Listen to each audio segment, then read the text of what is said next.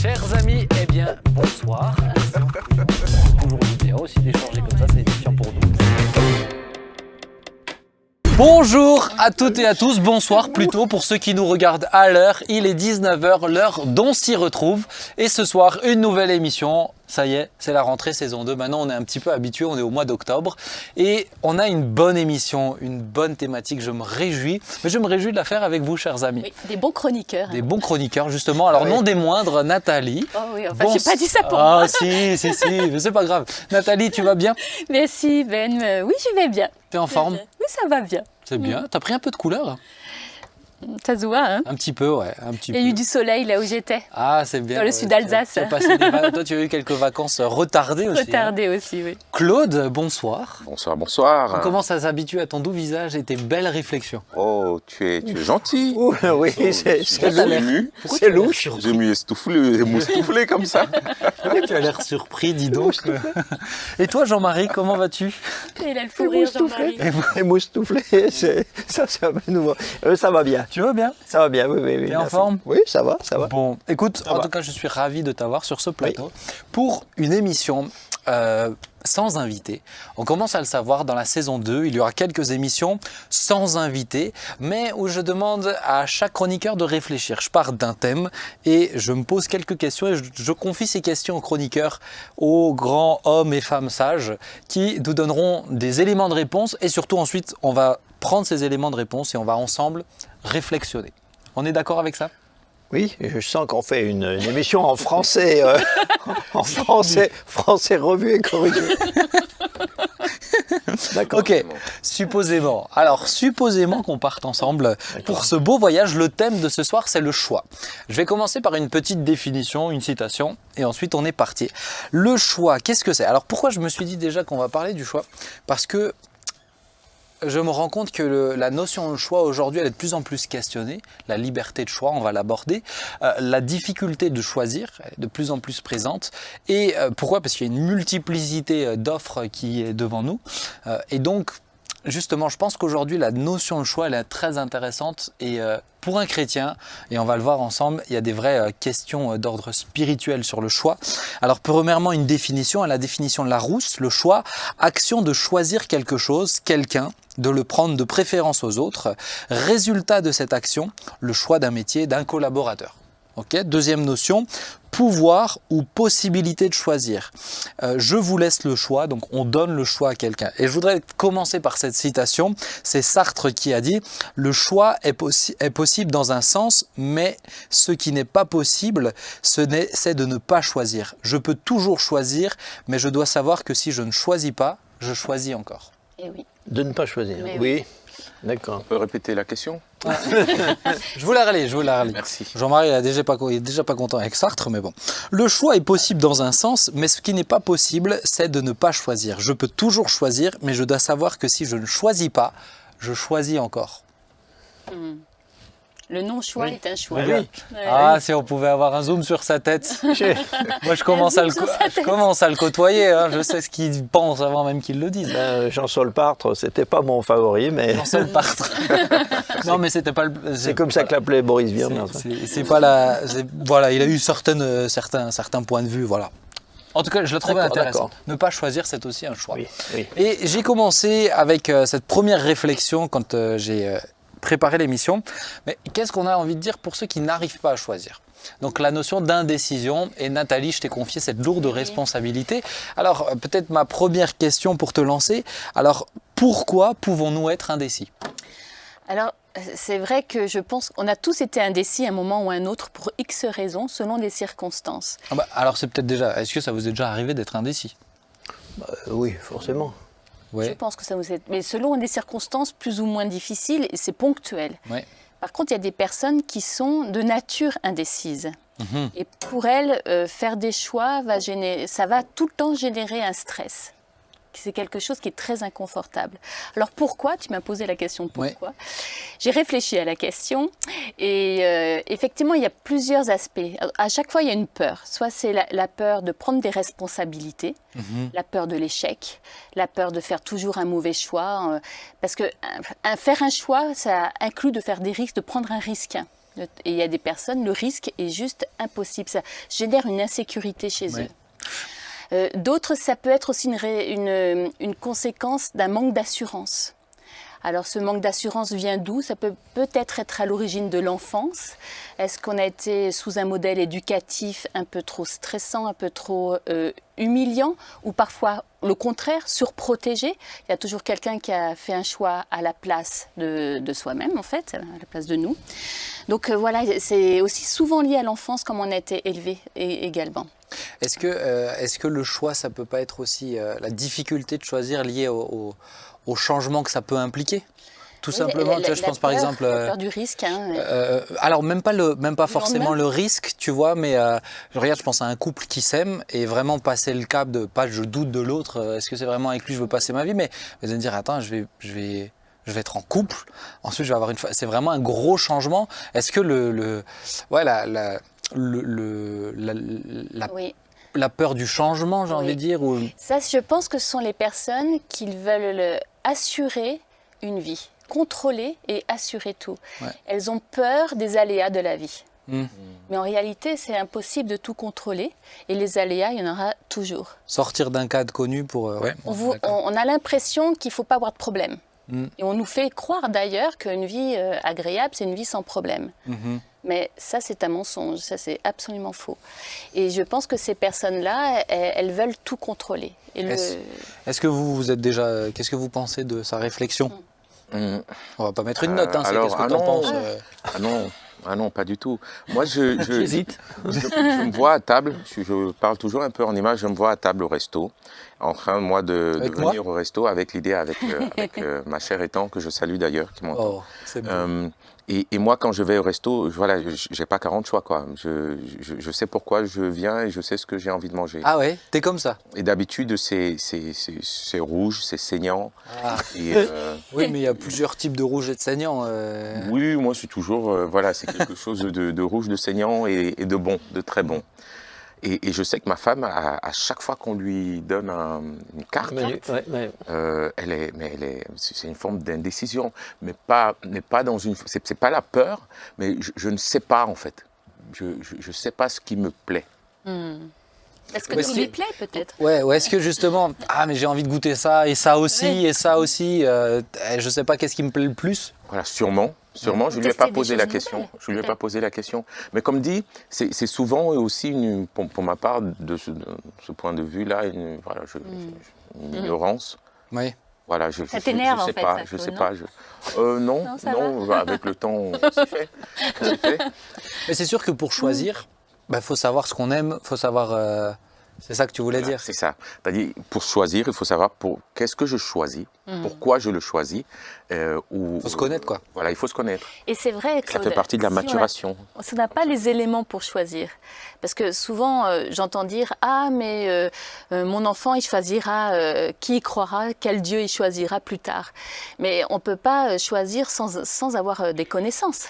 Il faut connaître un minimum pour choisir. Ouais, ou si tu viens sur quelque chose de très terre-à-terre, à faire ses vœux au lycée, c'est compliqué. Ou en troisième, moi je me rappelle avoir fait en troisième, mais c'est perturbant.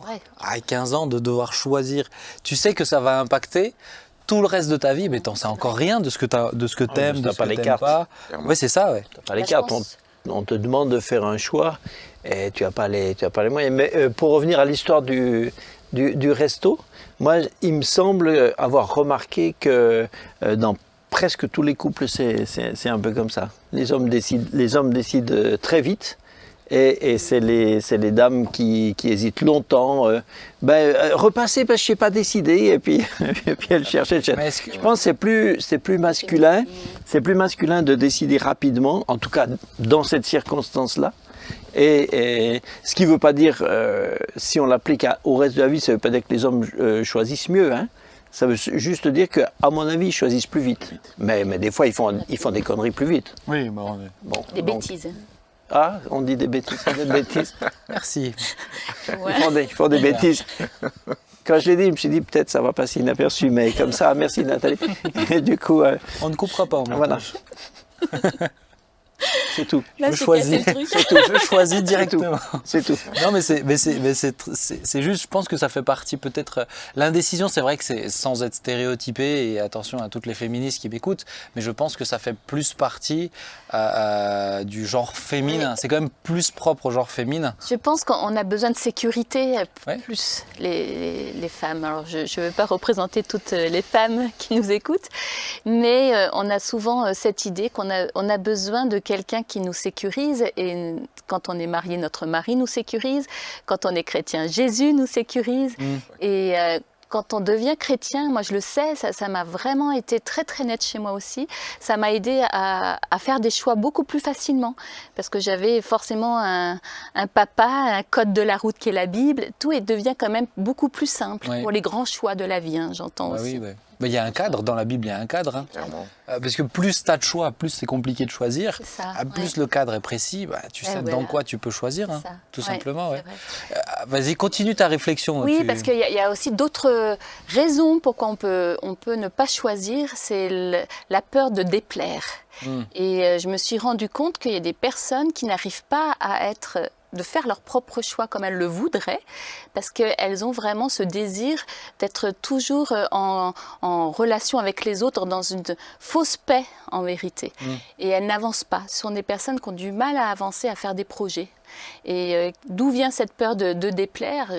C'est vrai qu'il y a peut-être plein de raisons, mais ce sont des personnes en général qui ont du mal à tisser des relations, j'allais dire, durables avec les gens. Parce que si tu n'arrives pas à être toi-même, tu as une perte d'identité finalement. Ces personnes, relationnellement parlant, ça va créer un malaise à un moment donné. On en revient avec ce que tu disais avant, la notion d'indécision, c'est aussi lié à se connaître soi-même et la question de l'identité, justement. L'identité, Et puis quand tu choisis pas toi, souvent les autres choisissent pour toi. Oui, et c'est ça. Le non-choix est un choix. Et finalement... Disait Jean-Paul Sartre. Oui. Oui, enfin pas que lui, quoi. Que lui. Mais ça peut aller jusqu'au stade d'une pathologie. Ah oui. J'ai trouvé ce mot magnifique qui est l'aboulomania, qui est une vraie pathologie. C'est une comédie musicale, c'est... C'est pas Starmania, la boulomania, mais c'est vraiment pour ceux qui en souffrent, ça doit être quand même très très compliqué à gérer dans la vie de tous les jours, parce que ça amène même jusqu'à la dépression. Et je pense que des personnes qui s'oublient, qui n'ont pas leur propre identité, peuvent arriver jusqu'à une dépression. Ouais. Et là, c'est une pathologie. C'est une pathologie. La sécurité n'est peut-être pas la raison de ce manque de décision. C'est plus difficile. Après, je crois que ce qui est difficile dans le choix, c'est que le choix, ça devient quelque chose de concret. Quand tu choisis, tu commandes ton plat, tu as l'idée dans ta tête, mais quand tu choisis, tu sais que c'est ce plat-là qui va venir et pas un autre. Et le choix nous engage. Et le choix nous engage donc à traduire quelque chose. Et je pense que là où ça peut être difficile, c'est de passer de ces idées ou de ces propositions, de ces réflexions qui sont dans ta tête à justement le traduire en actes, à cette prise de décision. Toi qui aimes les mots, tu pourras peut-être m'éclairer, mais si je ne me trompe pas, il y a un mot, c'est velléité. C'est cette capacité de parler, mais de ne pas s'engager dedans, de ne pas être dedans. Mais la velléité, c'est la volonté sans y mettre l'action, les moyens pour y arriver. Être velléitaire, c'est souhaiter, alors que vouloir, c'est se donner les moyens d'obtenir, quoi. Donc, moi, ce qui ça me faisait sourire quand vous parlez en termes, tous les deux parlez en homme, en termes d'actes, de faits, de responsabilité.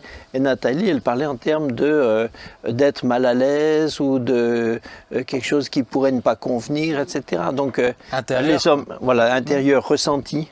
Ouais. Ça c'est masculin, c'est l'acte, Donc les hommes réfléchissent, choisissent de manière raisonnable. Ils ne sont pas tous raisonnables, hein, Oui. mais disons c'est basé. On parle d'une généralité. C'est basé sur le mode raisonnable, tandis que les dames, forcément, d'après leur nature, choisissent sur un mode qui est plus émotionnel. Donc, est-ce que ça va me plaire? Est-ce que ça va me donner? Quel sentiment ça va me donner? Quel sentiment ça va produire chez les autres? Tandis que les hommes choisissent en se disant est-ce que c'est opportun? Est-ce que c'est efficace? Donc, c'est pour ça peut-être que les hommes choisissent plus vite, sans choisir mieux, mais plus vite. Oui. Et je disais aussi, il y a souvent aussi l'après-choix. Parce que si je te rejoins là dans ce que tu dis, il ne s'agit pas de choisir, mais être au clair avec son choix, de pouvoir l'assumer. Ouais. L'assumer. Et je pense que des fois, il y a plusieurs qui vivent cette dimension-là intérieure où le choix est difficile et qui se contraignent quand même à choisir, parce qu'il faut choisir à un moment donné. Oui. Mais après, qui passent le temps, une fois le choix fait, à se reposer des questions, à douter et à regretter en fait. Et ça peut aussi être une source de stress. De stress et de En souffrance. tout cas, c'est intéressant parce que je pense que c'est utile de dire quand on s'est trompé. Je pense qu'il y a aussi beaucoup de personnes qui ne veulent pas le dire. Pardon, je me suis trompée. Et c'est ça qui aussi génère peut-être une source de... Est-ce que ça me fait penser à un point que tu avais noté dans ton livre « La gloire par l'humilité ». Est-ce que des fois, ne pas choisir, c'est une question d'orgueil aussi? De justement, peur de faire l'erreur? On peut être perfectionniste et ne pas savoir choisir à cause du fait qu'on attend quelque chose de parfait derrière. Ouais. Oui, enfin, en tout cas, ça peut, mais je pense que ça serait... pas systématiquement. Oui, c'est ça. Dans certains cas, tu vois. C'est possible, c'est possible. Là, je me dis, il y a peut-être, ou moi-même, j'ai été confronté, il y a une multitude de choix. Oui. On ne peut pas résumer le thème du choix, juste, c'est général, il y a tellement de choix. Oui, le choix de son épouse, c'est pas comme le choix de son yaourt du La midi. peur en se trompant, d'être perçu comme s'étant trompé, donc... plutôt que de risquer d'être vu dans l'erreur, on décide de rien. Oui, ça c'est... Ouais. Je pense que peut-être ce qui est difficile dans le choix aussi et qui entraîne l'indécision, c'est que le choix d'une option, c'est la mort de toutes les autres options. Wow. Dans plein de sujets. Je reprends un exemple factuel et très terre-à-terre et un peu léger, parce que vous le calerez à plein de situations peut-être plus complexes, mais je choisis mon yaourt du midi, je ne vais pas prendre 4 autres yaourts derrière. Je choisis une épouse, je sais que c'est la mort de... Chérie, tu écoutes ça, ne me juge pas dans ce que je dis, mais c'est la mort de toutes les autres possibilités d'épouse ou de vie que j'aurais pu comprendre. C'est pas la mort des personnes. Ah, bon, c'est la mort de l'option. D'accord, elle ne meurt pas derrière. Mais je pense que c'est peut-être ça aussi qui est difficile. Moi, je trouve ça en même temps. Moi, j'aime cette idée-là, tu vois. Oui. Parce que ça veut dire que tu avances. Oui, c'est ça. Moi, c'est ça qui me plaît, c'est le fait d'avancer. Ouais. Moi, je pense que je suis peut-être quelqu'un au niveau d'être une femme qui aime prendre des décisions. Ouais. Puis, je pense qu'il y a des hommes et des femmes qui aiment choisir, et puis d'autres pour qui c'est moins confortable.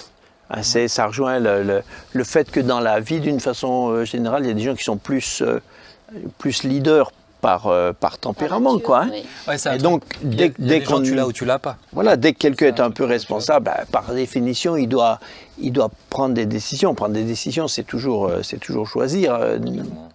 Et puis il y a des gens pour qui c'est stressant, c'est contraignant. Ils sont excellents dans ce qu'ils font, mais ils n'ont pas envie d'être dans ce rôle. Alors peut-être pour les gens chez qui c'est un handicap quasiment l'indécision, parce que pour des gens c'est vraiment un handicap.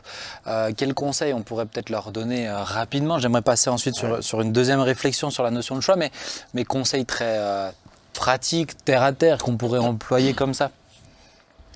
Alors, moi je pense que prier. En fait, je veux dire par là, comme je le disais dans mon témoignage, à partir du moment où je suis devenue chrétienne, j'avais vraiment un cadre qui m'a reposée. Et connaître la Bible, ça aide beaucoup. Prier énormément, parce que c'est vrai que le Seigneur, des fois, il répond, des fois, il ne répond pas. Mais tout de même quand il ne répond pas, voilà. En tout cas, le fait d'être chrétien, ça aide beaucoup. Alors, je sais qu'il y a des chrétiens qui nous entendent et qui peuvent très bien être dans cette situation d'indécision en ce moment. Il faut laisser parfois le temps. Ouais. Faut pas se précipiter aussi, des fois. Moi, j'ai appris avec mon mari, ça beaucoup, de laisser le temps, de ne pas se précipiter. Ouais. Et c'est vrai, bien des fois, il a presque toujours raison. Tu peux le redire, s'il te plaît. Il Tu m'as m'entend, demandé mais- si tu peux le répéter. Il a presque toujours raison. Bon, le presque, il est moyen, mais c'était pas mal. Mais- Claude, Pardon. Ah non, mais non, Vas-y, Claude. L'ancien, Jean-Marie. vas-y, on te laisse la Moi, il me place. semble que les gens qui ont qui ont de la difficulté de manière un peu récurrente, quotidienne à choisir, c'est pas dans le choix qu'il faut qu'ils travaillent, c'est dans ce qu'ils sont, en eux-mêmes. Identité, ouais. Identité. Et c'est une question de, Je suis d'accord. comment dire, d'être à l'aise avec, avec eux-mêmes. C'est l'assurance, c'est leur image, c'est sur leur image qu'ils doivent Ouais. travailler. Je suis assez d'accord avec ça, ouais. Je te rejoins. Tu voulais dire quelque chose, Claude? Oui, comment dire, ouais, c'est un sujet complexe quand même. Ah, mais c'est complexe, hein, mais en même temps, il touche tellement. Moi, combien de personnes je vois qui sont dans l'indécision constante, quoi.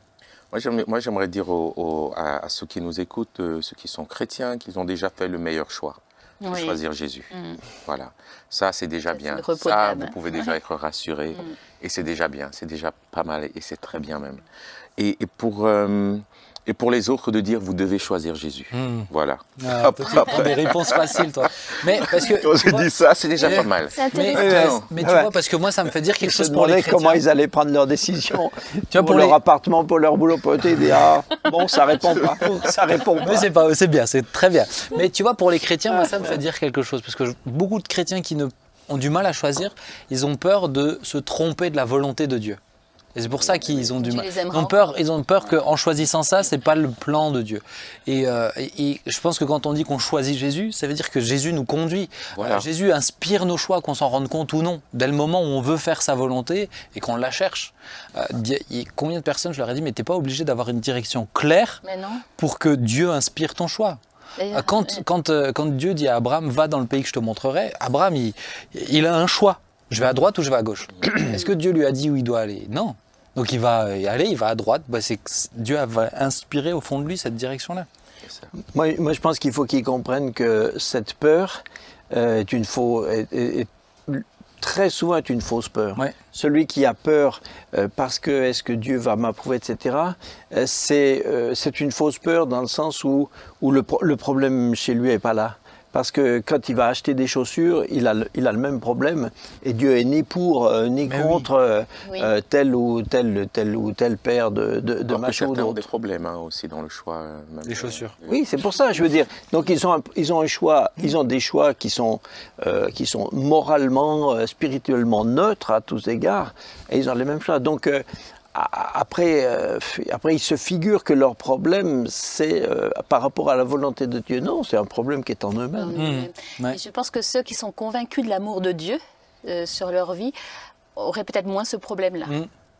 Bah oui, parce que Dieu est un bon père. Voilà. Il va pas te laisser taper le mur. Mais non.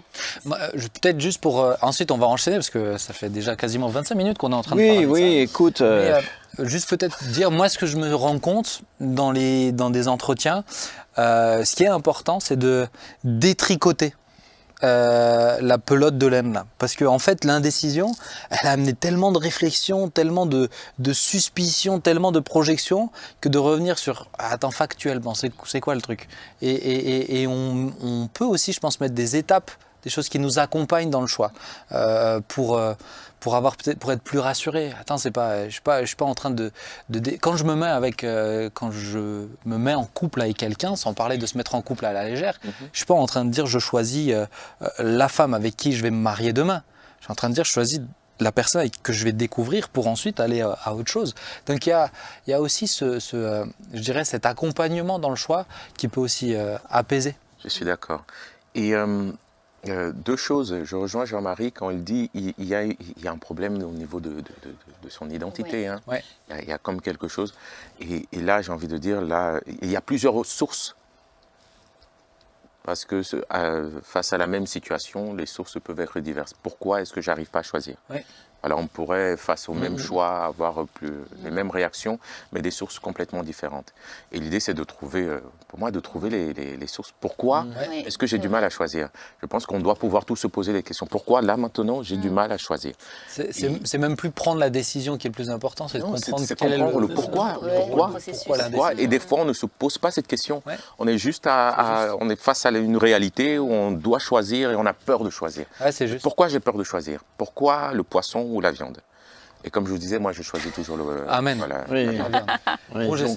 Et le deuxième point, pour ma part, c'est l'accompagnement. J'aime bien une phrase qui m'a vraiment aidé le jour de mon mariage, c'est de dire le mariage n'est pas un grand oui. Le grand oui qu'on dit devant toute l'assemblée, hein, mais c'est les petits oui successifs qu'on dit tous les jours. Et de dire que le choix, l'assurance dans le choix vient en choisissant. L'appétit vient en mangeant. Plus je choisis, plus je vais me rassurer dans le choix d'hier qui va me reconforter dans le choix de demain. Et tu regardes avec Christ. Christ, tu le choisis c'est tous les jours. C'est tous les jours que tu décides de le choisir. C'est tous les jours. J'ai achevé la course, c'est tous les jours. C'est beau. On va enchaîner parce que... Et puis ceux qui choisissent mal devraient aussi des fois, et qui choisissent des fois très vite, il y a des gens qui choisissent toujours très vite et qui choisissent toujours mal. Il faudrait aussi qu'ils réfléchissent pourquoi ils choisissent si vite et pourquoi si mal. Donc Rocote ne m'a jamais déçu. Allez, ça c'est... Désolé de revenir dessus. Là tu vas vite là. Du coup. Sur l'entrecôte, tu nous donnes faim là. Tu me donnes faim, là. Je ne sais pas pourquoi j'y suis resté, mais désolé, vraiment. Mais on va partir sur un deuxième point, et c'est à toi Claude que j'ai confié la responsabilité de la réflexion. Mais je pense qu'il est vraiment actuel. C'est l'intitulé, c'est mais pouvons-nous encore choisir dans une société de contrôle? Et aujourd'hui, on le voit avec la question, j'ai pas le choix d'être vacciné ou du pass sanitaire, ou j'ai pas le choix de ceci, cela. Je ne fais pas un débat, la vaccin, pass sanitaire, etc. Mon souci, c'est la question de la société de contrôle. Est-ce que vraiment on peut encore choisir? Parce qu'on parle de contrôle, on peut parler de manipulation, mais est-ce que vraiment je peux encore choisir? Donc Claude, conduis-nous. J'ai combien de minutes Commence. En tout temps, tu as 3 minutes. Hein. C'est ça. En tout cas, moi, déjà, je suis parti sur l'idée de est-ce que nous sommes dans une société de contrôle avant de partir de la dimension du choix. Sommes-nous dans une société de contrôle, messieurs et dames? Vous pouvez répondre si vous le voulez.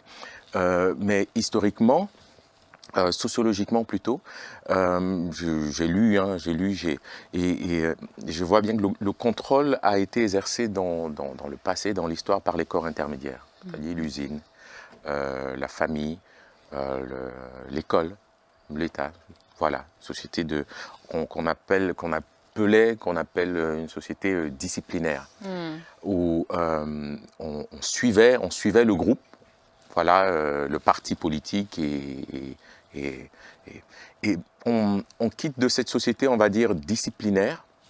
Le contrôle était exercé par des règles, par un cadre défini, à une société où le contrôle est exercé autrement, il me semble. Pour moi, de manière plus pernicieuse. Plus pernicieuse, parce que c'est un contrôle qui se fait aujourd'hui peut-être par les réseaux sociaux, les médias. Je pouvais parler, j'ai noté l'occidentalisation, c'est-à-dire on est dans un monde village où aujourd'hui nous sommes en train de discuter, on peut être entendu, c'est-à-dire les idées peuvent être véhiculées dans un petit village au Congo. Hein. Parce que Internet circule, c'est le monde de la communication, des médias. Et là, on est dans un contrôle qui est beaucoup plus idéologique. C'est le contrôle de la pensée. Les normes ne sont pas écrites. Elles sont, aidez-moi s'il vous plaît. On contrôle pas les mêmes choses. Elles sont implicites. Elles sont implicites. Pourquoi je m'habille comme ça, la manière de s'habiller, la manière de... Et certaines sont beaucoup plus assumées. L'école à 3 ans, pour moi, c'est la société de contrôle aussi. Oh, tu peux nous en raconter?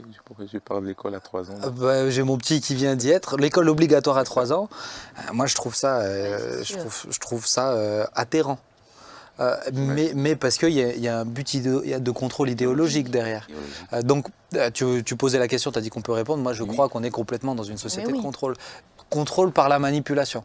Ok. En majeure partie du temps. C'est le contrôle par la pensée, Oui. par l'idée, non pas plus par un groupe structuré, un groupe, on va dire, comme on disait avant, des groupes, je l'ai noté quelque part, des milieux d'enfermement. On appelait ça des milieux d'enfermement. Ouais. Mais aujourd'hui, l'enfermement, il se fait plutôt au niveau dans la tête. au niveau de la pensée. J'ai aussi lié cette question-là de société de contrôle par la postmodernité. J'ai développé une partie postmodernité qui dit quoi? On n'est plus dans une vérité absolue, tout devient relatif. Tout est relatif. Le groupe, on n'est plus lié au groupe, mais on recherche quand même un profit individuel. On n'est plus dans une société de la réalité, mais on est dans une société de l'image et du virtuel. Les libertés civiles ont été changées en une forme de tolérance comme ça. Et c'est une société qui fait valoir le désir sur la morale. Vous me suivez toujours? Oui, toujours. Mais tu vois, Claude, en parlant de la société de tolérance, qui est quand même une société intolérante. C'est vrai. C'est vrai. C'est ça qui est subtil et pernicieux. Oui. C'est que sous apparence d'une grande liberté, soi-disant, d'une grande tolérance, en réalité, on va droit vers une pensée unique. Oui. Et si tu n'es pas d'accord avec cette pensée unique, là, ça devient inquiétant. Moi, je dirais qu'on va vers une société, comme tu dis, Ben, vers une société de contrôle, mais on y va.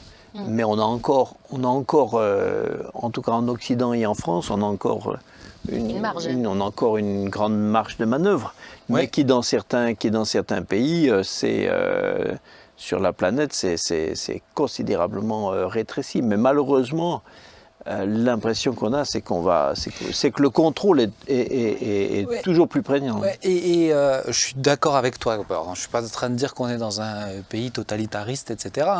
Mais pour moi, là, quand je parle de société de contrôle, je parle de société de manipulation. Et tu regardes tous les lieux de décision ou d'influence sont gérés par... en tout cas l'impression que j'ai, par des petits groupes qui ont la même idéologie souvent. Une idéologie politique, une idéologie de vie où on véhicule des notions, des choses qui sont... de voir la société, et qui influencent, et c'est eux que tu entends. Et c'est là où moi je parle de contrôle pernicieux, c'est parce que je suis assez d'accord avec toi de dire que c'est un contrôle plus de la pensée. Tu regardes l'influence des réseaux sociaux sur les choix de vote par exemple, où il y a eu des études, où il y a eu des tests qui ont été faits, ou même Facebook a assumé des tests qu'ils ont faits sur les votes de mi-mandat pendant l'élection Trump-Obama, et ils ont regardé quel est l'impact qu'ils pouvaient avoir sur les votes. Bien sûr. Bon, ils se sont rendus compte qu'ils ont une force de frappe qui dépasse n'importe qui. Clairement.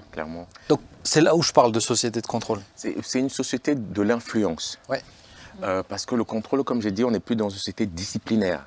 C'est une société plutôt où tout se fait dans une influence. Ouais. On parle d'influence sociale. Mais elle a pour but de façonner et de modifier ton comportement. D'où ma question, est-ce qu'on peut encore choisir personnellement? Oui. Venons-en au but. Oui, on peut choisir, parce qu'en même temps, on disait c'est une société d'individus. Donc tu as le choix. Il y a même une multiplicité. Ouais. Jean-Marie? Bien. Une multiplicité de choix. Mais ces choix-là se font sous deux égides. Égide, c'est la première fois que je dis intéressé. Mais il est très beau et très bien placé. Il passe bien. Oui. Ok, merci. Tu devrais te faire plus souvent confiance. Ces choix se font sur deux égides. Est-ce que j'appartiens à cette société ou est-ce que je suis rejeté? Et c'est beaucoup plus compliqué parce qu'on veut tous appartenir à un groupe. Mais pour appartenir à un groupe, de manière naturelle, il faut que je m'habille comme le groupe. Il faut que je corresponde à ce moule, cette croyance, cette pensée, cette norme. C'est une norme sociale. Est-ce que j'appartiens ou je n'appartiens pas? Mais dans le groupe dans lequel j'appartiens du coup, en choisissant à une comment dire, je me perds ou vous me suivez? Non, mais moi je te suis. En tout cas, Donc, quand j'ai décidé d'appartenir à cette société, eh ben, je me fonds à sa manière de penser, à sa manière de vivre, à sa manière de consommer, à sa manière de voir. Laisse-moi essayer de le reformuler Merci. pour avoir un autre, peut-être un autre angle. Chers amis, il y a des émissions qui sont plus... Désolé. Ah non, Claude, t'excuses pas, parce que moi c'est aussi comme ça que j'aime les émissions qui sont différentes. Et des fois, je pense juste s'arrêter, vraiment réfléchir, creuser un truc, c'est très intéressant. Vous pouvez mettre pause si vous êtes fatigué, regardez demain encore la suite. Mais je trouve que pour moi, c'est essentiel qu'on aborde ces questions, puisqu'on les aborde d'où sinon? On les aborde comment? Et peut-être ce que tu essayais de dire, c'est que ton choix, il se décide à quel groupe tu appartiens. Et que tu vas être influencé de toute manière. Mais si tu veux pas être influencé par l'impact d'Instagram, ben ton choix, c'est de ne pas avoir Instagram. C'est ça. Et ton choix, il se trouve là-dedans. C'est ça que tu veux dire. Voilà. Très bien. Mais, est-ce qu'on est libre ou pas? Plus la société est une société de contrôle, moins on a de choix factuels possibles. Quand tu es, par exemple, quand j'ai été incorporé sous les drapeaux, puis j'ai fait mon service militaire, bon, ben, j'étais dans un cadre où j'avais très peu de choix. M'habiller, on m'a donné une tenue, on m'a dit tu mets celle-là. Donc la coupe de cheveux, on me l'a rasée, on m'a dit c'est celle-là. Et puis les horaires, ben, on m'a dit c'est comme ça. Et les activités, c'est comme ça. Donc quand on est dans un cadre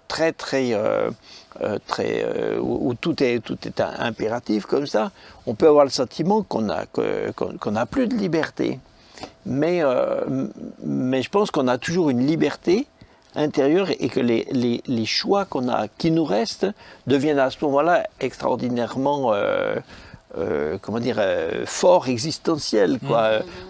Je continue de penser ce que je veux, je continue d'éprouver les sentiments que je veux nourrir. Hein. Vous n'aurez pas ma liberté de penser. Voilà, c'est ça. Je continue. Et parce que Paul, par exemple, dans le Nouveau Testament, Paul parle à ceux qui sont esclaves. Et il leur dit aussi qu'ils ont été libérés en Christ. Hein. Mais dans leurs conditions sociales, ils sont encore des esclaves. Quelle liberté ils ont? Ils peuvent choisir ni où ils habitent, ni ce qu'ils font, ni où ils vont. Dans la vie de tous les jours, ils n'ont rien à choisir. Pour le dire autrement, un homme emprisonné aujourd'hui peut être beaucoup plus libre que beaucoup de gens libres à l'extérieur s'il est libre dans sa tête. Voilà, mais alors c'est une démarche courageuse. Ouais. J'allais le dire, je pense que dans un milieu de contrôle, celui qui peut encore faire un choix, c'est un courageux. Oui, je suis tout à fait d'accord avec toi. Mais je pense qu'aujourd'hui, il faut du courage. Il faut du courage. Aujourd'hui, moi je l'ai souvent dit, mais aujourd'hui, 90% des enfants dépistés trisomiques sont avortés. Wow. Et pour moi, ce qui est important, c'est de bien faire comprendre que ce n'est pas juste les parents qui disent « Ah non, on n'en veut pas ». C'est qu'il y a une réelle influence et une réelle pression. Moi, quand mon petit Adam il est né, on a fait passer des examens à Sylvie en disant c'est vraiment important, il y a le risque de ceci, cela. Et après, on nous a dit oui, ça va, mais il y a quand même 3-4% où il faut vérifier et il faut nous pousser encore plus. Et moi, j'ai entendu le témoignage déchirant de parents qui regrettaient ce choix en disant mais je me suis senti dans un temps de fragilité émotionnelle, je me suis senti poussé. Une figure d'autorité, un médecin. Oui, on a choisi pour toi. On a choisi pour toi. Donc, pour moi, aujourd'hui, refuser, c'est être courageux. J'ai vu dernièrement une vidéo d'un couple de parents qui ont eu un enfant avec des déformations graves. Et la vidéo, franchement, elle était touchante, belle. Ils l'aimaient, ils allaient possiblement faire des opérations, ça allait s'améliorer. Le petit enfant était vraiment défiguré, hein, mais franchement, la vidéo, elle était émouvante. Je me dis, tiens, je vais voir les commentaires, c'est beau, c'est un message d'amour et tout. C'était monstrueux, c'était une déchetterie ce qui se passait sur Internet. Ces parents sont des monstres, comment ils peuvent faire ça, là, les courageux, c'est eux. Là, les courageux, c'est eux. C'est ce que je relevais plus tôt, c'est-à-dire on n'est plus dans du disciplinaire, il n'y a plus de sanctions. Oui. Il n'y a pas de sanctions, mais c'est la question de l'appartenance, c'est du rejet. Du rejet. Oui. C'est-à-dire aujourd'hui, si tu tu n'avances pas comme nous, si tu ne penses pas comme nous, si tu n'es pas ouvert, par exemple, pour nous, en tant que chrétiens, à la tolérance, cette tolérance de la postmodernité. Ça veut dire accepter toute forme de religion. Voilà, Dieu est relatif. Oui, oui. Du coup, tu n'es pas... Tu es rejeté, tu es mis à côté. Ouais. Tu es mis à côté.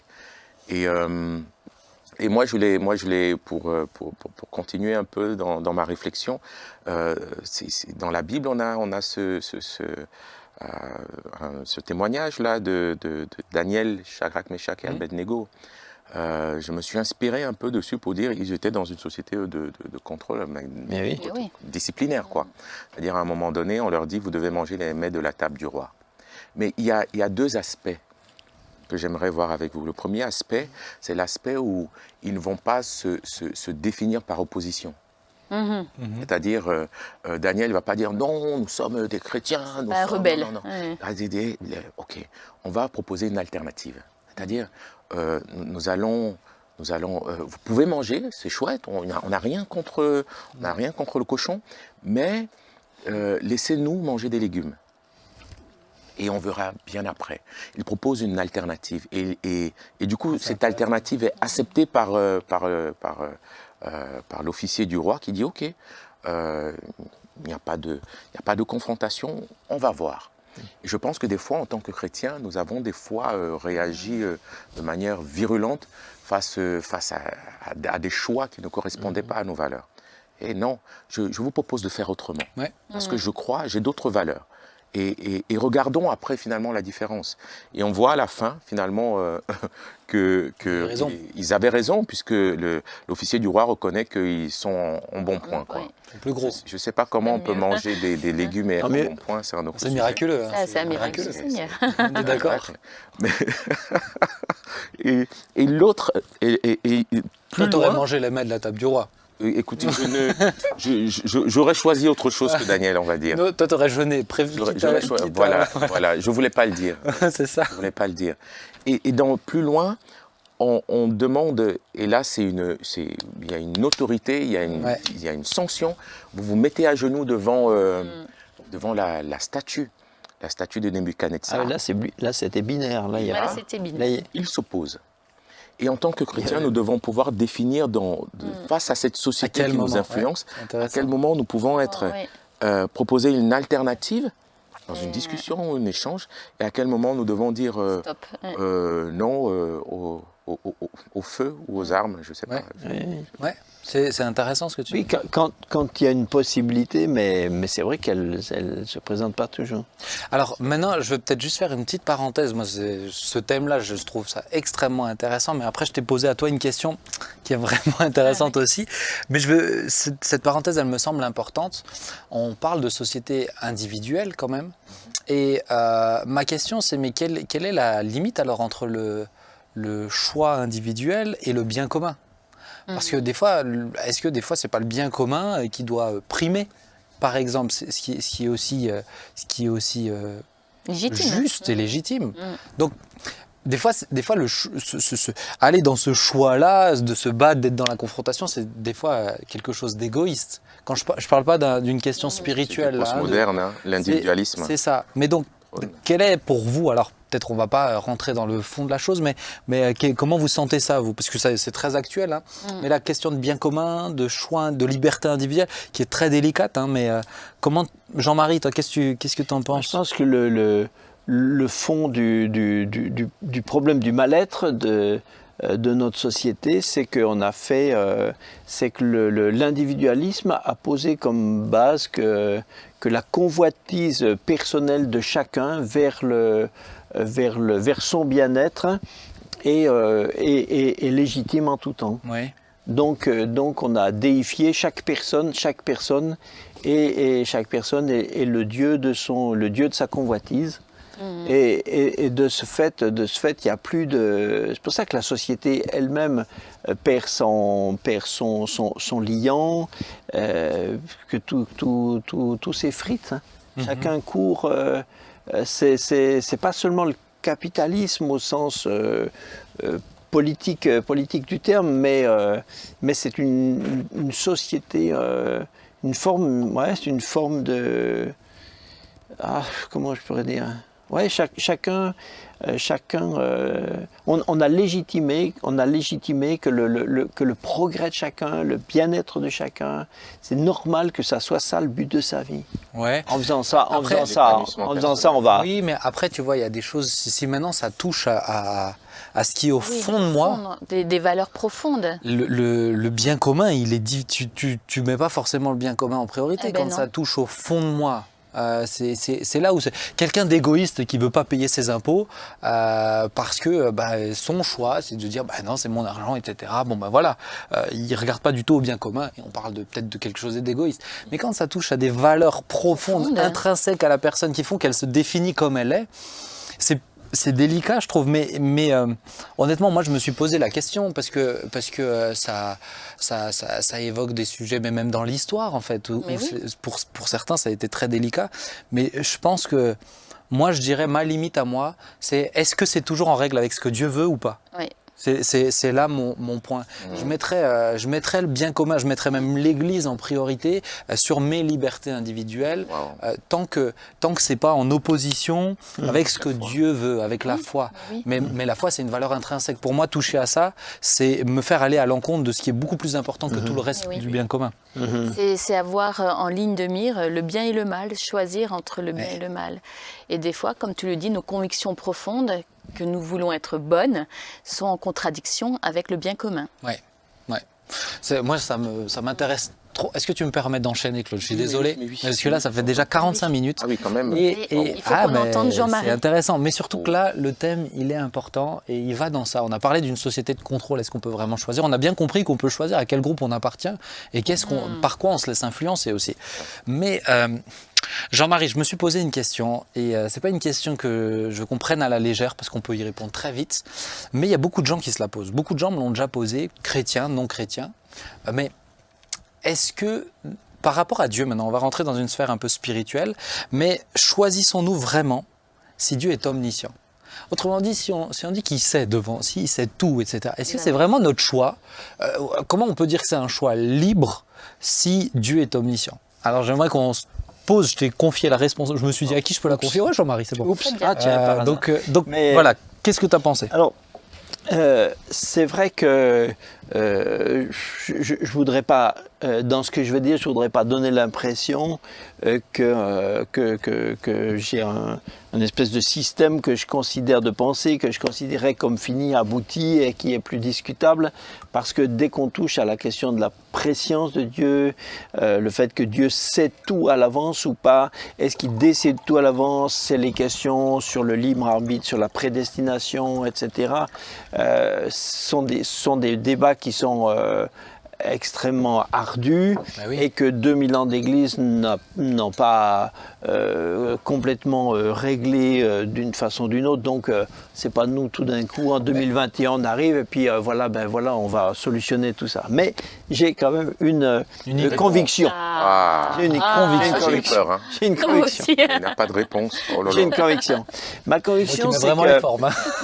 Non, mais t'as raison, je trouve ça sage. Ma conviction, c'est que je ne crois pas à la prédestination, à la double prédestination.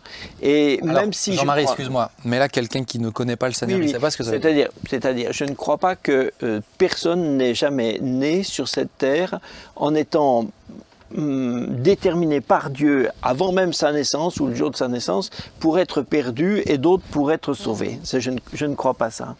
Je crois que quand Dieu dit moult fois dans la Bible choisis, je crois que le fait qu'il nous propose de faire un choix, c'est qu'il met un vrai choix. Or, faire un vrai choix ne me paraît pas compatible avec le fait que ce choix soit déjà arrêté par devers Dieu avant même qu'il l'ait fait.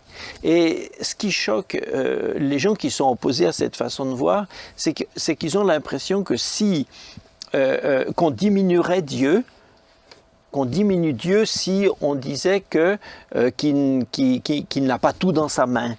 C'est comme si tout d'un coup on disait, mais attendez, Dieu est Dieu, forcément, puisque Dieu est Dieu, il sait tout, il détermine tout, etc. Ça serait le rendre plus petit. Or je ne crois pas. Et j'aimerais faire remarquer que Dieu a inventé, j'ai essayé de me suivre 2 minutes parce que je vais faire un petit tour pour arriver à mon arrivée. Des fois, il faut pouvoir développer les raisonnements. Voilà. Dieu a inventé, alors on met des guillemets, Dieu a inventé des choses qui n'existaient pas avant la création dans l'éternité. Oui. Dans l'éternité, avant la création, le temps n'existait pas. Or, Dieu qui est éternel, a créé un paramètre qui est inconcevable avant, et Dieu décide qu'il va faire quelque chose dans une dimension où il y aura un paramètre qui est le temps, c'est-à-dire que les choses seront chronologiques. Or, quand Dieu est éternel, avant la création, ce paramètre n'existe pas. Quand Dieu crée ce paramètre, ça veut dire que lui-même, il va s'impliquer dans ce paramètre. C'est pour ça qu'il est écrit, par exemple, que Christ est mort au temps marqué par Dieu. Donc Dieu lui-même, en Christ c'est le Fils de Dieu, donc Dieu lui-même s'implique dans ce paramètre temps qu'il a créé lui-même. Quand tu dis s'implique, c'est se limite ? Voilà, alors c'est pas une limite, ça veut dire qu'il s'implique dedans, mais ça ne le diminue pas. Oui. Ça veut dire qu'il s'accomplit, il s'accomplit lui-même, il accomplit ce qu'il est dans sa nature à travers ça. Ouais. Un deuxième point, Dieu crée la matière. Dieu est esprit, et avant la création, la matière n'existe pas. Dieu décide d'une création dans laquelle il y a un paramètre qui est que les choses existent avec des limitations qui sont des limitations physiques. Dans un monde totalement spirituel, ça n'existe pas. Donc c'est totalement innovant. Dieu décide de s'impliquer. Il l'a créé parce qu'il va s'impliquer dans ce domaine. Christ est venu, donc le Fils de Dieu s'est incarné en matière. Ouais. L'enfant Jésus est fait avec des molécules, c'est de la bio. De chair et d'os. Voilà, il est matière. Ouais. Donc, c'est à travers cette incarnation que le caractère de Dieu s'est accompli. Donc, cette double création, espace création, temps création, n'a pas diminué Dieu. Ça ne l'a pas diminué d'être dans un espace qui est structuré, qui a des limites. Mais Dieu, au contraire, dans cet espace, s'est incarné et s'est accompli. Ouais. Et il a créé quelque chose qui est magnifique, qui est formidable, qui est le salut en Jésus-Christ, qui s'est incarné. Ouais. Donc Dieu a inventé l'espace-temps. Encore un autre point, Dieu a inventé le bien et le mal. Alors on peut discuter sur qui a créé le mal, etc. Je ne veux pas rentrer là-dedans. Mais en attendant, avant la création du cosmos, mais aussi des êtres vivants, des anges qui sont des créatures. Avant ça, forcément, il n'existait pas. Il n'existait pas de mal. Dieu en lui-même. Voilà. Ah oui. Donc Dieu a créé le mal et le bien et le mal. Donc en créant le bien et le mal, Dieu a créé une éthique. Alors, et c'est totalement innovant parce que lui, auparavant, il est saint. Donc il est saint, donc il n'est pas concerné en lui-même par ça. Ouais. Avant, souvent on dit que Dieu est saint pour le différencier, pour dire que Dieu, en lui, il n'y a pas de péché. Mais c'est une mauvaise définition, parce qu'avant qu'existe le bien et le mal, avant qu'existe le péché, Dieu était déjà saint. Mais oui. Et quand il n'y aura plus de péché, qu'il n'y aura plus de mal, Dieu sera encore saint. Donc dire que Dieu est saint, c'est pas seulement par l'absence de quelque chose de mal en lui, c'est que c'est sa nature d'être saint. Alors en créant ça, Dieu ne s'est pas réduit, Dieu ne s'est pas diminué, il ne s'est pas limité, mais il a créé un espace dans lequel il s'accomplit et où justement sa sainteté devient perceptible, mise en lumière par ça. Et enfin, j'arrive à mon dernier point, vous avez eu du courage, merci. Ici, tout va bien. T'as suivi ? Dernier point, c'est que Dieu a inventé la liberté. Avant la création, la liberté n'existe pas. Pourquoi ? Parce que Dieu est parfait et qu'il n'a pas de choix à faire. Avant la création, dans l'éternité, Dieu ne fait aucun choix. Il n'a pas de choix à faire, il est parfait, il n'y a rien. Mais Dieu a décidé de créer quelque chose dans lequel il y a des choix, C'est inconcevable. Hein.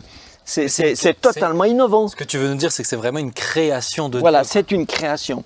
Ce qui fait que pour moi, et dans cette liberté, de nouveau, encore une fois, Christ s'est impliqué. Il s'est impliqué dans une nature qui était semblable à celle du péché, donc dans le bien et le mal. Et c'est pourquoi il est même dit que sur la croix, il a été fait péché pour nous, ce qui ne veut pas dire qu'il soit devenu pécheur, mais il a été fait péché pour nous. Et il s'est incarné dans la liberté.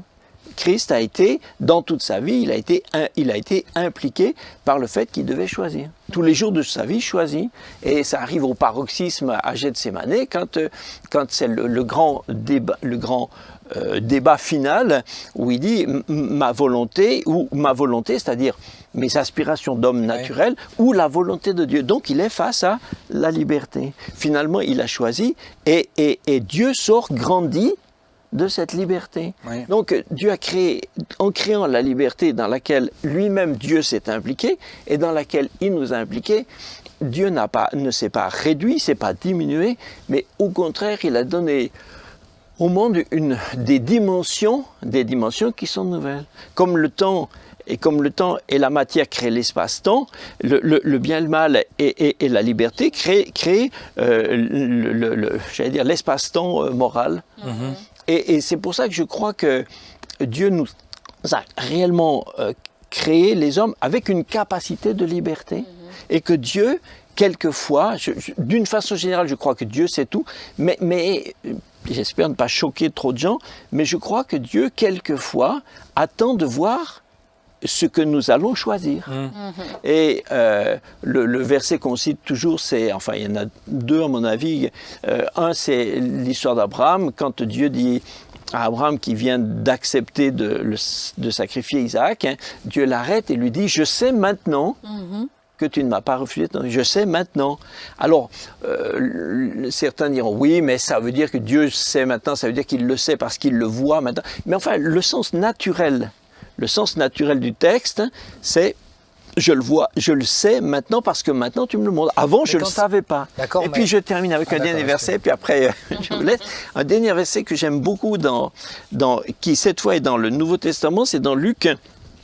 C'est un verset qui passe quelquefois un petit peu, à l'égard de ce qu'on discute là tout de suite, qui passe des fois un petit peu inaperçu. Luc parle des pharisiens, des docteurs de la loi, il dit « Mais les pharisiens et les docteurs de la loi, en ne se faisant pas baptiser par Jean-Baptiste, écoutez bien, ont rendu nul à leur égard le dessein de Dieu. » Ils ont rendu nul à leur égard le dessein de Dieu. C'est-à-dire que ici, le texte dit que Dieu avait un projet pour ces gens-là et que ce projet n'a pas eu lieu parce que eux-mêmes l'ont annulé. C'est difficile de dire que Dieu avait le projet qui soit perdu parce que le texte dit lui-même que ce n'était pas le projet de Dieu. Dieu avait pour eux un bon projet. Oui. Mais c'est eux qui ont transformé le projet. Ils ont rendu nul le bon projet. Donc c'est leur liberté. Et dire que Dieu nous a créés avec une sphère de capacité de prendre ou de ne pas prendre, etc., par rapport au salut en particulier, ne dit pas que Dieu est plus petit, que Dieu est moindre, etc. Ça dit que Dieu est bien plus grand parce qu'il a été capable de créer un paramètre qui était transcendant, qui était je sais pas comment dire, qui était en tout cas innovant, aussi innovant que le temps, la matière ou le bien et le mal. D'accord. Ça va ? Je suis arrivé au bout. Pardon ? Vous tenez le coup ? Répétez la question. Est-ce que tu peux reprendre depuis le début ? Alors, non mais d'accord, Jean-Marie, là j'aurais 1001 questions. Mais j'en aurais vraiment où on pourrait s'arrêter dessus, notamment celle de dire, mais alors ça voudrait dire que si vraiment Adam et Ève, donc bien sûr ils ont choisi le péché en désobéissant, ça veut dire que est-ce que Christ c'est le plan B alors ? Est-ce que c'est une adaptation de... Bon bref, mais je veux pas partir sur ça. Je veux poser la question, mais quand Dieu dit à Jérémie, mais dans le sein de ta mère je t'avais déjà choisi, qu'est-ce que ça veut dire alors ? Mais alors bien sûr, il y a, comme je disais tout à l'heure, c'est pour ça que c'est pour ça qu'il faut quand même nuancer. Je ne suis pas en train de dire que Dieu a jeté un truc et puis bon, on regarde ce que ça donne. Et qu'est-ce que ça va donner? Ok, Dieu, globalement, Dieu sait tout.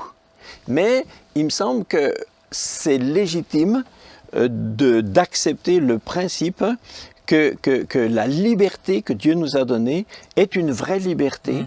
C'est-à-dire que le choix appartient réellement à ceux à qui il a dit qu'il le donnait. Parce que même quand Dieu dit à quelqu'un qu'il l'a choisi, le fait qu'il l'ait choisi ne signifie pas que ça impose la réponse de celui qui a été choisi. Saül a été choisi, et puis à un moment, dans son rôle dans lequel il était choisi, eh bien le roi Saül a choisi de se détourner. Il est parti en travers.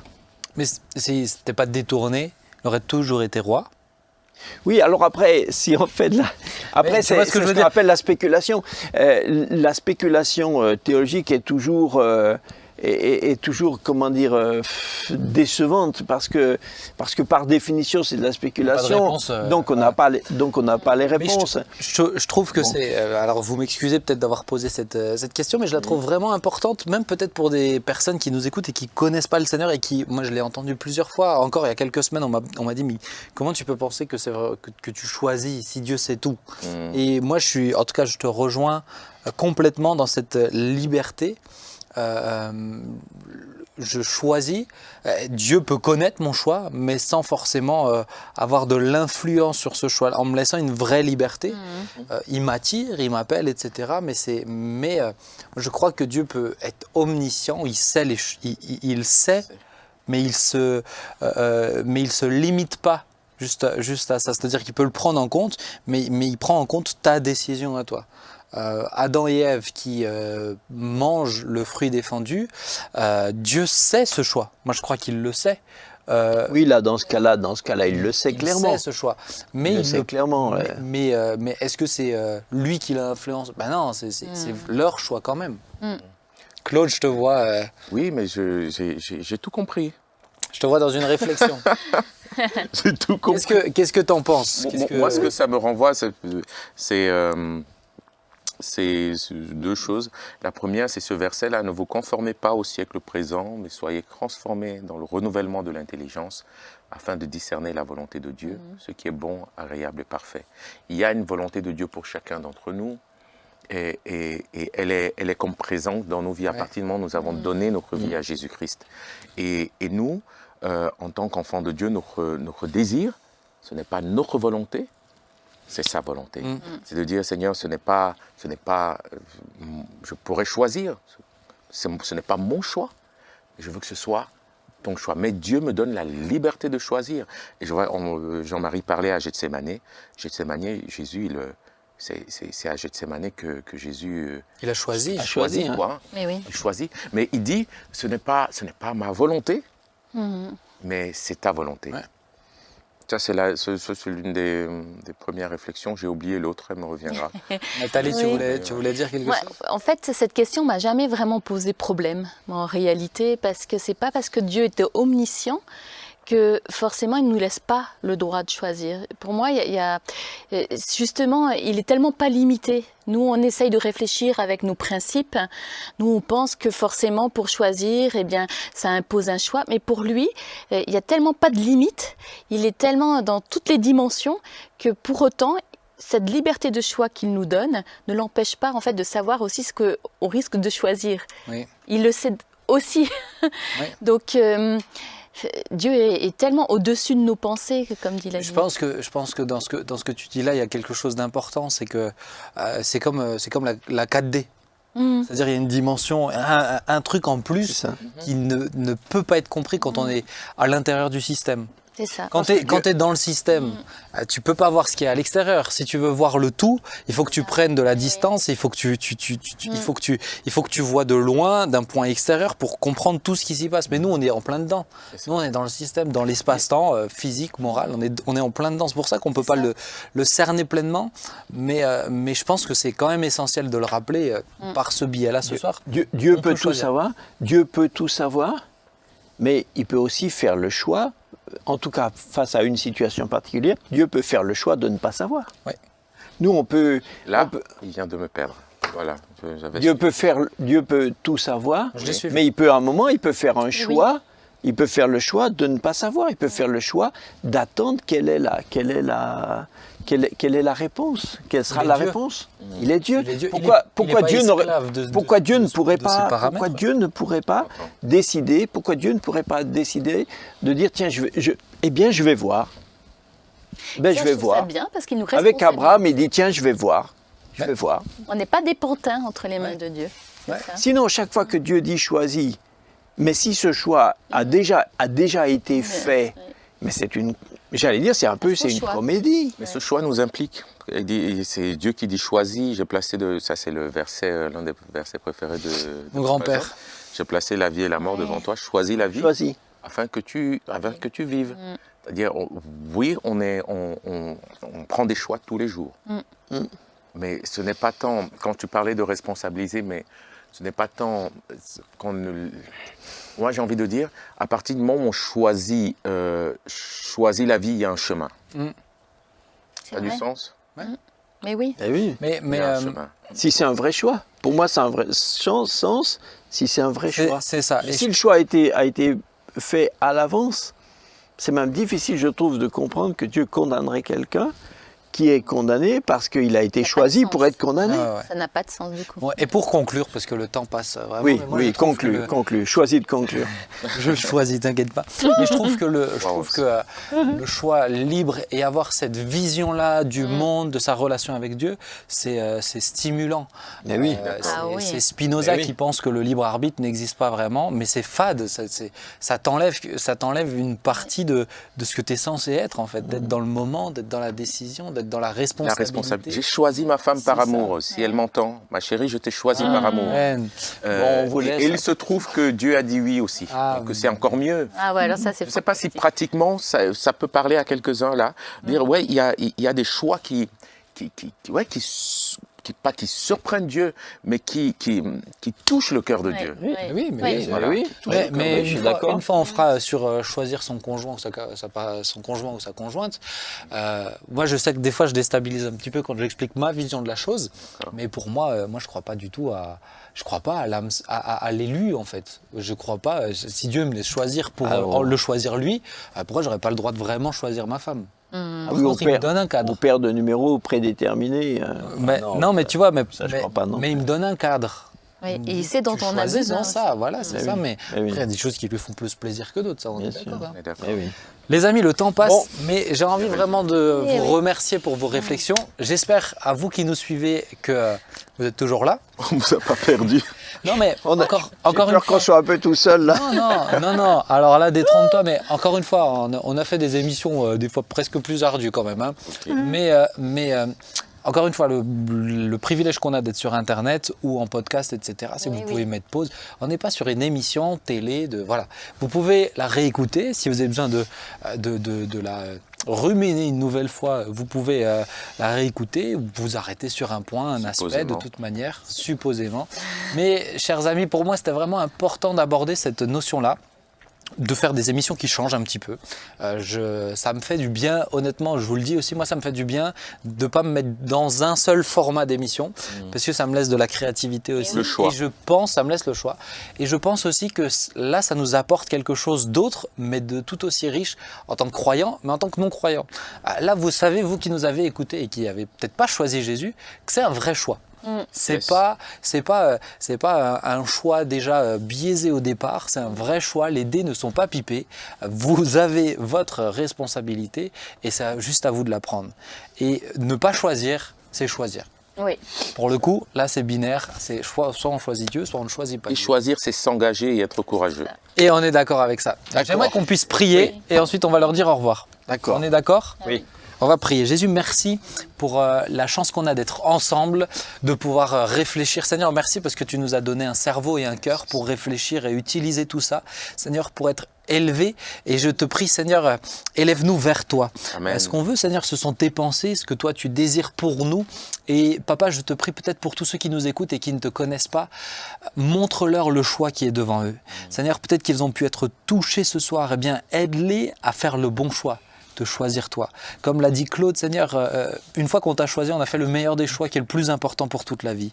Mais Seigneur, ensuite, dans chacun des petits choix, aide-nous, Seigneur, à faire ta volonté, à chercher à savoir ce que toi tu attends. Tu nous laisses le choix, mais tu as une volonté. Aide-nous, Seigneur, à vraiment la discerner, nous te le demandons. Et aide, Seigneur, tous ceux qui souffrent de l'indécision, tous ceux pour qui c'est comme un handicap, Seigneur, un trouble psy. Seigneur, aide-les, s'il te plaît, nous te le demandons.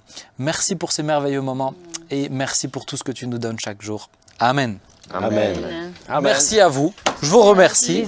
Merci. Et merci à vous, chers amis. Encore une fois, vous pouvez liker, partager, suivre sur les podcasts. Vous pouvez reprendre le fil de la discussion demain si vous êtes fatigué. Et n'hésitez pas à nous suivre vendredi prochain à 19h sur la page de la Porte Ouverte. À bientôt.